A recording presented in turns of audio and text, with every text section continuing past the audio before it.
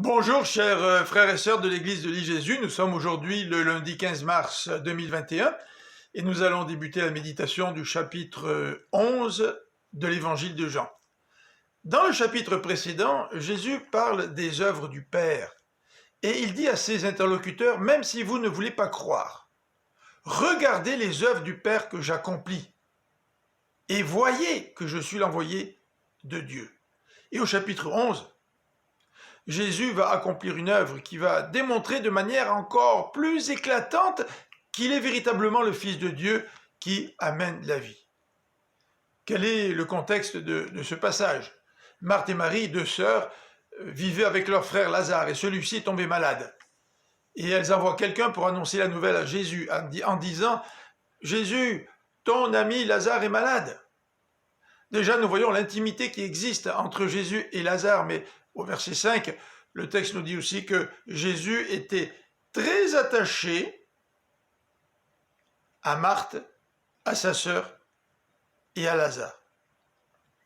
Le lecteur pourrait s'attendre qu'à l'annonce de cette nouvelle, Jésus décide aussitôt de se mettre en route pour aller visiter ses amis, mais il n'en est rien. Jésus va au contraire parler de la signification de cette maladie. Et il dit au verset 4, « Cette maladie n'aboutira pas à la mort, elle servira à glorifier Dieu, elle sera une occasion pour faire apparaître la gloire du Fils de Dieu. » Et un petit peu plus tard, alors que Jésus décide, 2 jours après, d'aller en Judée, d'aller chez ses amis, ses disciples voulaient donc le dissuader en disant, « Écoute, il voulait te lapider il n'y a pas tellement longtemps, pourquoi veux-tu retourner en Judée ?» Et Jésus va donner une autre explication par rapport au sens de la maladie.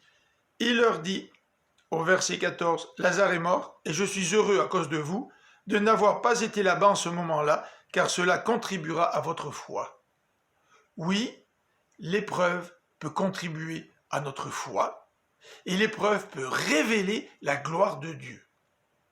Non seulement en nous, mais l'épreuve peut révéler la gloire de Dieu autour de nous et contribuer aussi à la foi de ceux qui vivent autour de nous et qui sont témoins de notre épreuve.